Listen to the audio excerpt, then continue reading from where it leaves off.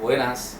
Hoy vamos a tener un diálogo con mi compañero Ramiro Olascuaga. Vamos a hablar sobre el currículo, vamos a hablar sobre el aprendizaje, vamos a tener también un diálogo sobre los contenidos que son la base fundamental en el currículo. Y la evaluación. Y la evaluación también. Vamos a iniciar qué es currículo. ¿Sí? Para muchos docentes dicen que el currículo se basa en los contenidos, en el aprendizaje, ¿sí? Y si lo ven de una manera muy superficial, ya que el currículo va más allá del contenido y le da una fuerza para que la enseñanza-aprendizaje tenga mayor validez en la formación pedagógica. Sí, Yasser, con relación al currículo, se considera que este es una serie de criterios, una serie de planes de estudio, de contenidos, de estrategias, de actividades que se deben desarrollar en la institución con el ánimo de alcanzar los fines educativos. Por supuesto que aquí cumplen una función importante los mediadores, que somos los docentes. Entonces el currículo es un eje importantísimo dentro del proceso pedagógico. Sí, también podemos citar autores como Kemis. El currículo permite que el proyecto educativo sea óptimamente aplicable en el aula,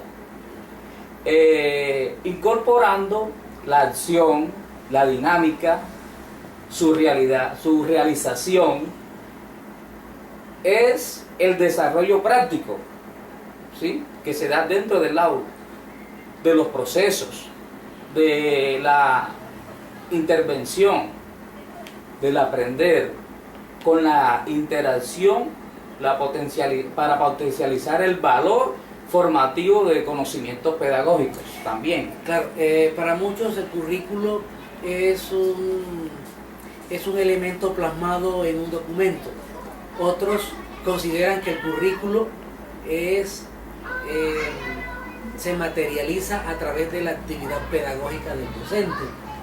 Son dos visiones que se tienen, pero obviamente sin la acción decidida de los docentes, el currículo no existe, pues solamente existe en el papel. Exactamente, no tiene una funcionalidad.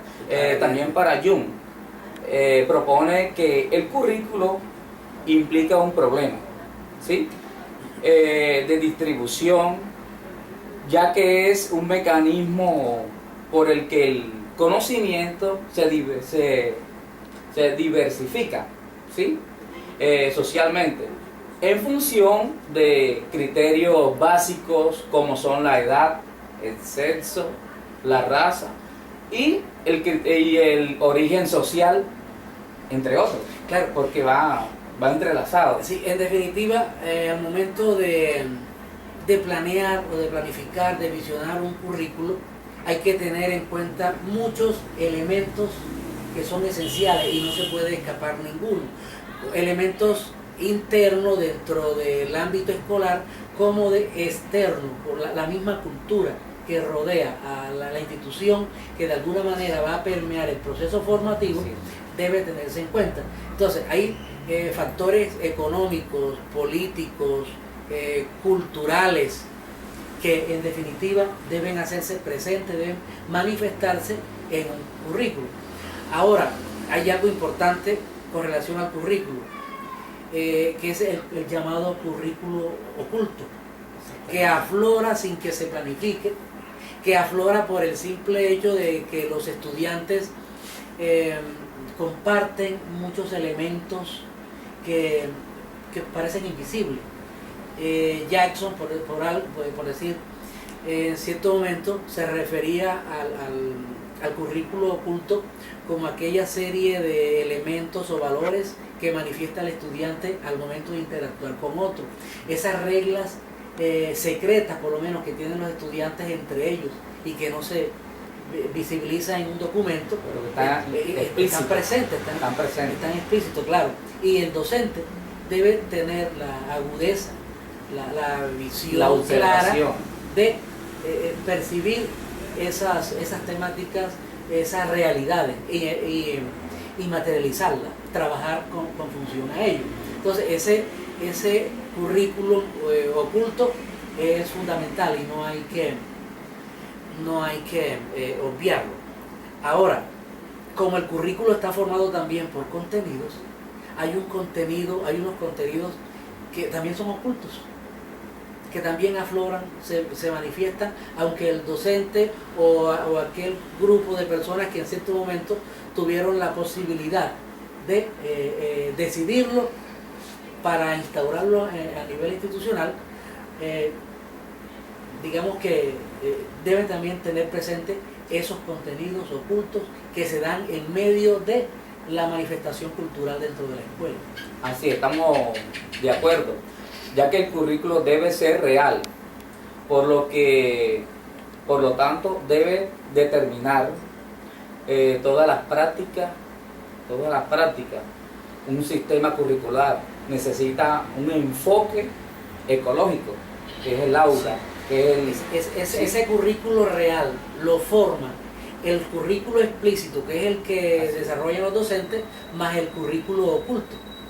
exactamente, para determinar el currículo dentro del contexto pedagógico, político, económico, lo que acaba de decir, que es lo legislativo, también lo administrativo, entre otros también, que ya hace parte también de la comunidad.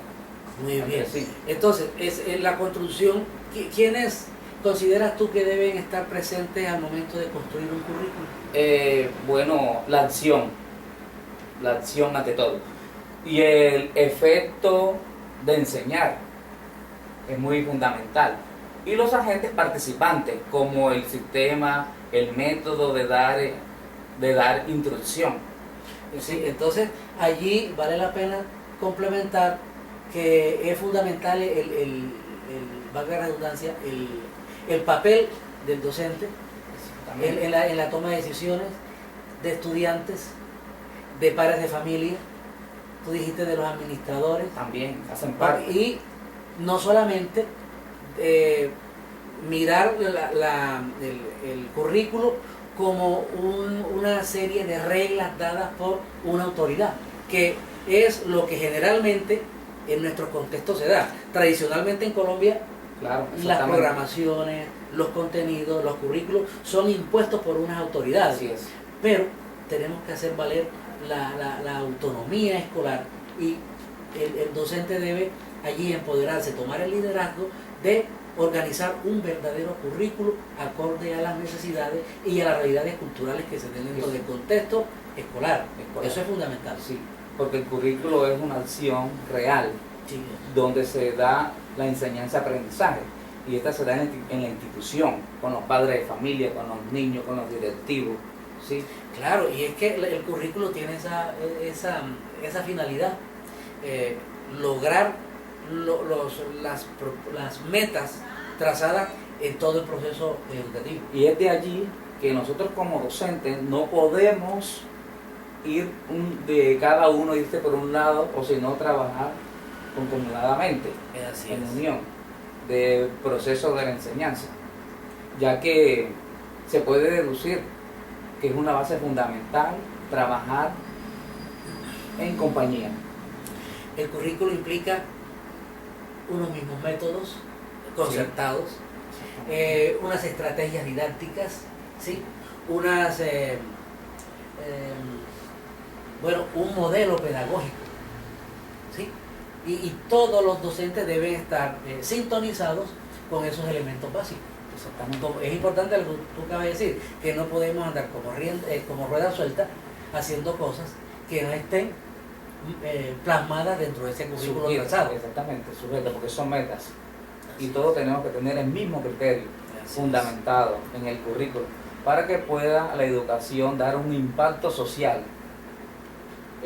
También hablando sobre los contenidos, que son una base fundamental, porque sin contenido no hay enseñanza. No hay enseñanza, eso lo dice Jimeno. Sí, y no hay aprendizaje, no puede haber.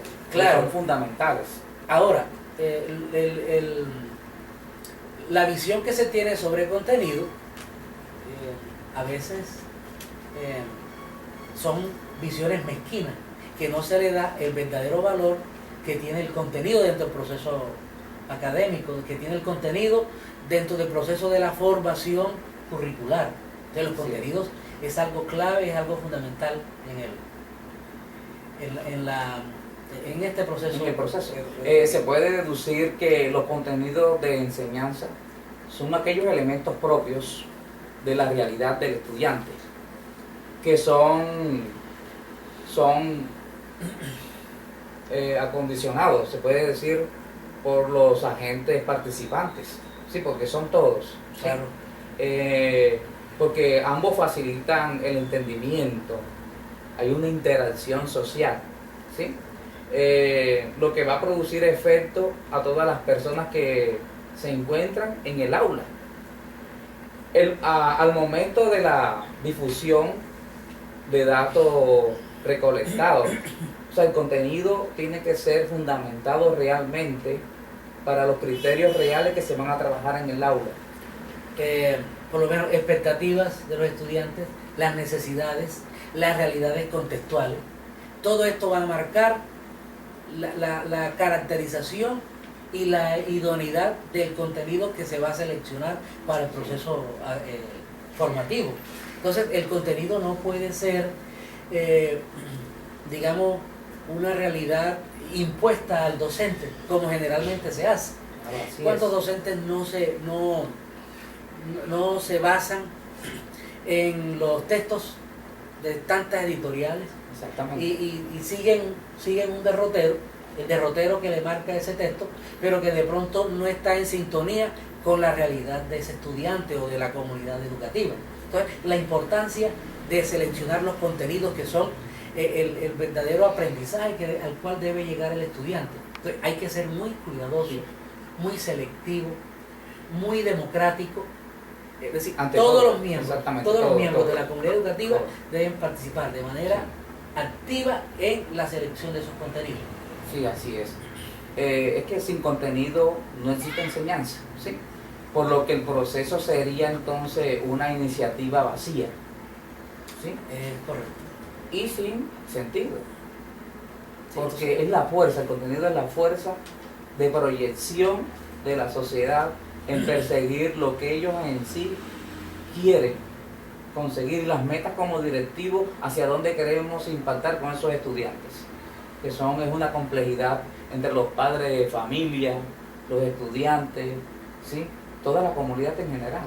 O sea, ellos nos traen esos problemas y nosotros visionamos esos problemas y tenemos que contrarrestar con unos contenidos óptimos, darle vida a un currículo real, ¿sí?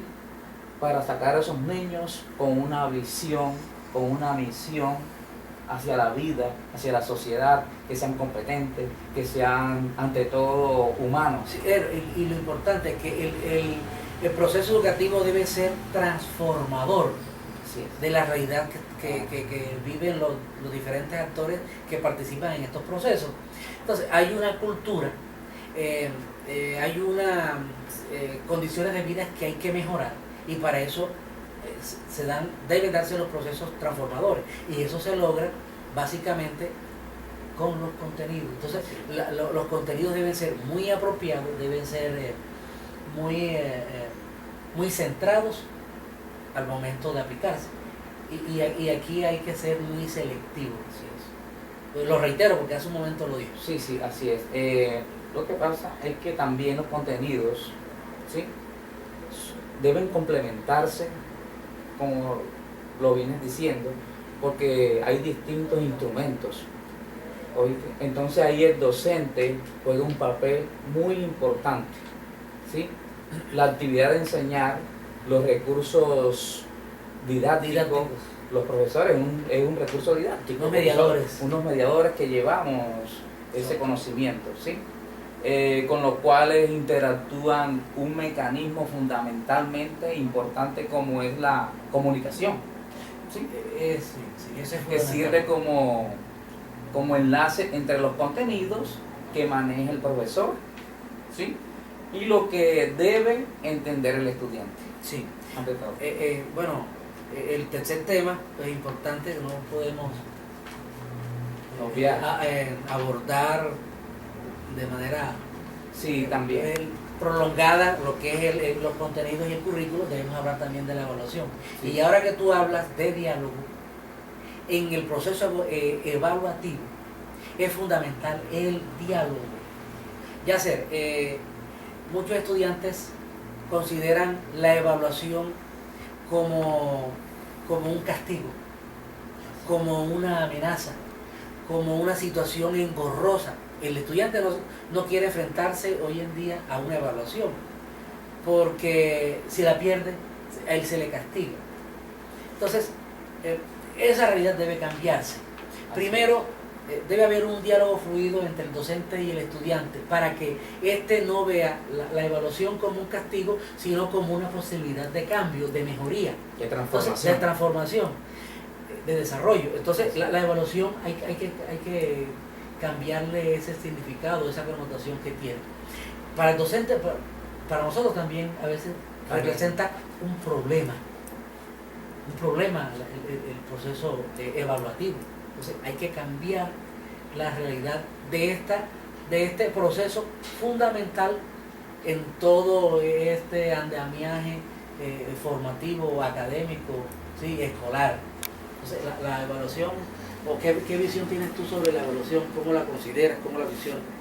Sí, la evaluación, como usted mismo lo dice, los estudiantes se crean en esa nube, ¿sí? Como una persecución, Sí.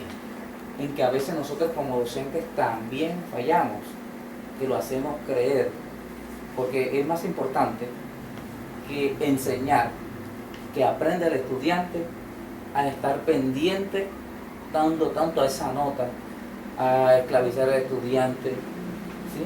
Sí, hacerlo pequeño, sino hay que aflorar al estudiante en otras expectativas.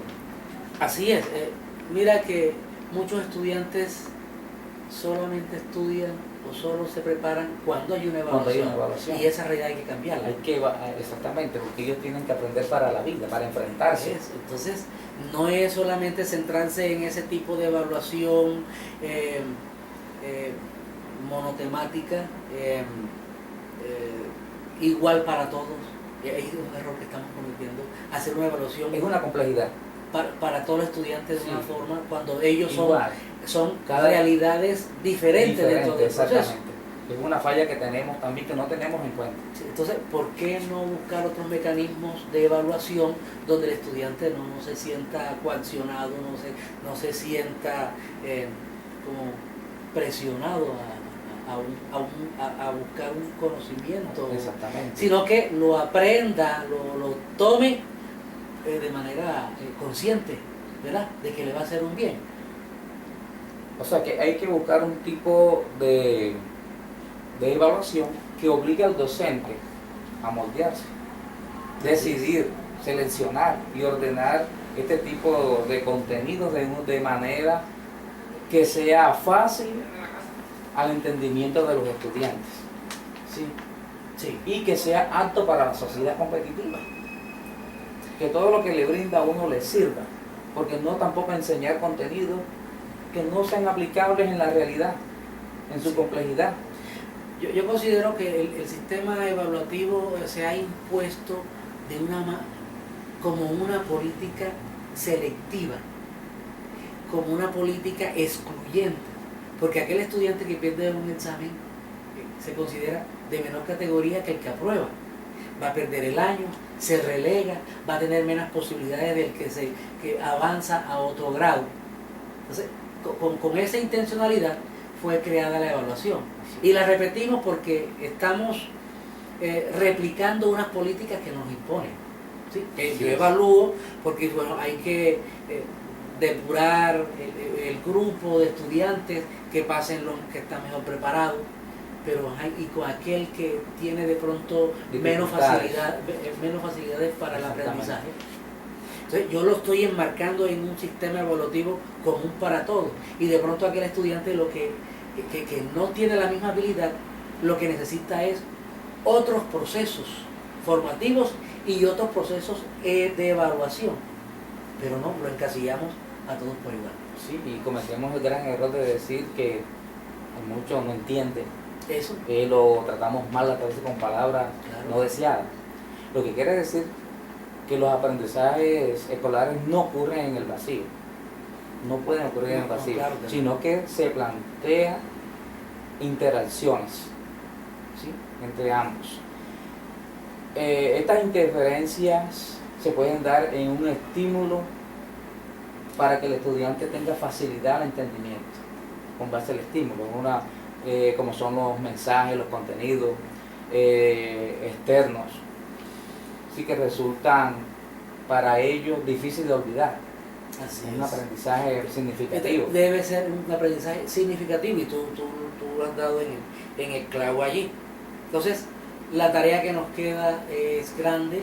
Debemos, en materia curricular, hacer una buena planeación, ¿sí?, que sea producto del consenso de todos los actores del proceso educativo. Pero Sí. generalmente lo hacemos los docentes a espaldas de los padres de familia, a espaldas de los estudiantes, o porque nos los manda un ministerio o el gobierno, nos dan unas orientaciones y a partir de allí actuamos. Entonces, esta realidad hay que cambiarla. Lo mismo lo de los contenidos, ¿cierto? Así es. Y por supuesto que el proceso evaluativo debemos cambiar el paradigma, debemos cambiar el cassette, buscar otras alternativas, porque tenemos que ver a los estudiantes como nuestros aliados, como nuestros amigos, y que los dos estamos en un proceso formativo y no puede haber esa decisión, ese distanciamiento. Ya que cuando nosotros educamos también estamos aprendiendo. Entonces, claro, por estamos supuesto. educando. Eso. Tenemos que estar bien preparados y fundamentados en lo que vamos a enseñar y que sea óptimo para que ellos les sirva en un mañana a Claro. defenderse. Así es. Bueno, ya sé, yo pienso pues que el diálogo ha estado muy bueno, muy fluido. Bueno. También muy interesante. También tener en cuenta a el More. More es el pensador que habla sobre el núcleo didáctico. Él lo identifica, ¿sí? Sí. Dice que son 3 formas de mejorar el aprendizaje, ¿sí? Dice los aprendizajes escolares, dice que es la base de incrementando los conocimientos y habilidades de los profesores, como te lo venía diciendo, incrementando el nivel de contenidos impartidos a los alumnos y cambiar el rol de los estudiantes en el proceso didáctico. Es lo que estamos buscando nosotros. Ahora, me llama la atención de manera poderosa de lo que acaba de decir sobre el contenido. Ves que debemos ser flexibles con los contenidos de los estudiantes. Hay estudiantes que se les dificulta aprender cierto tipo de contenido. Así es. ¿Y qué alternativa le damos a esos estudiantes ante esa dificultad? Debe haber unos contenidos paralelos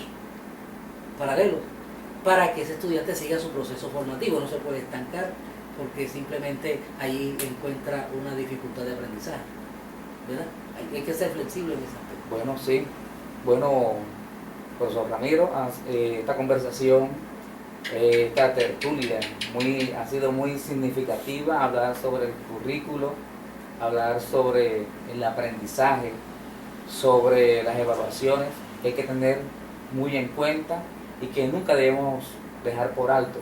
Esto pues nos indica que los docentes en la actualidad tenemos que ser más unidos, trabajar en conjunto, ¿sí?, para sacar un proceso real como los indica el currículo. Tiene que ser real en el aula, con los padres de familia, con los ser más analítico, más crítico de la función que tenemos, sí, de nuestras prácticas sí, pedagógicas. claro.